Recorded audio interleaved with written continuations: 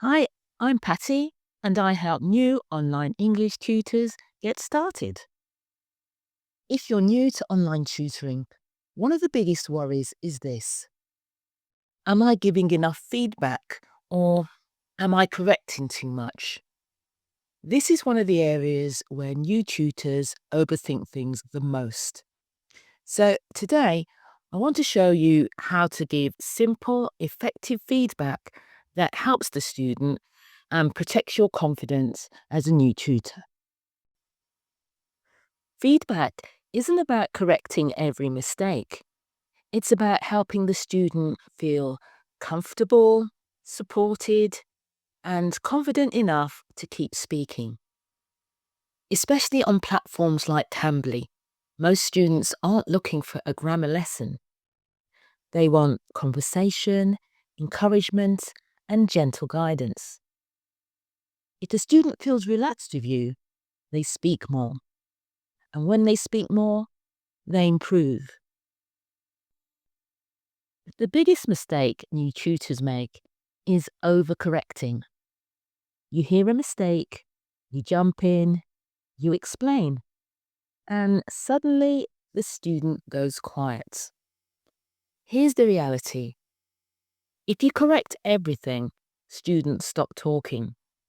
And when students stop talking, you're not really teaching anymore. Silence doesn't mean learning. Here's a rule you can use from your very first lesson: correct one thing at a time. Just one.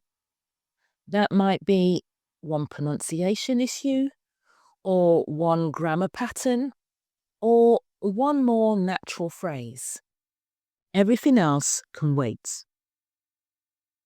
This keeps the lesson flowing and stops the student from feeling overwhelmed, especially shy or nervous learners. Instead of saying, "that's wrong," try try saying it like this, or a more natural way to say that is. Another one would be, in English, we'd usually say. Give the correction, maybe type it in the chat, and then move on. You don't need a long explanation unless the student asks for one. Simple really is better.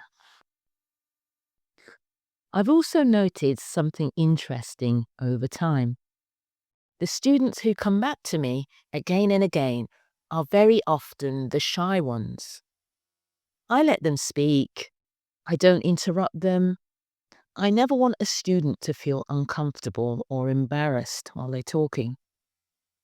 If I correct something, I usually type it in the chat box because I don't want to break their flow or make them feel self-conscious. And what's really nice to see is the difference between the beginning of the lesson, when they're often nervous, and the end of the lesson, when they're more relaxed and much more confident. That confidence shift tells me the feedback approach is working. Always try to end the lesson with something positive. For example, your vocabulary is really strong. You explain your ideas very clearly. Your confidence is improving. This is what students remember when they leave the lesson. Not the grammar rule, the feeling. One more thing that's really useful on Cambly, and a lot of new tutors don't realise this, is that Cambly has a feedback form you can send after the lesson. The good news is it's very simple. You don't need to write an essay. You just need to choose one main area: vocab, grammar, fluency, pronunciation, and add a short, encouraging comment. I'll be honest with you though, I don't use the feedback form after every lesson. I usually use it in two situations: when I meet a new student and when I genuinely like to speak to that student again. In those cases, the feedback isn't about correcting them, It's about showing interest and encouraging them to come back. For regular students, it's often not necessary. The conversation itself is the feedback. And just to be clear, you don't have to use the feedback form every time. Use it when it feels helpful, not because you feel forced. As a new tutor, your job isn't to be perfect. Your job is to make students feel comfortable enough to speak. Simple feedback, one correction at a time, positive endings. And in another video, I'll talk more about how I use feedback strategically, especially when I want students to come back. When we look at how to get your first 5 to 10 regular students. If you found this video helpful, feel free to subscribe.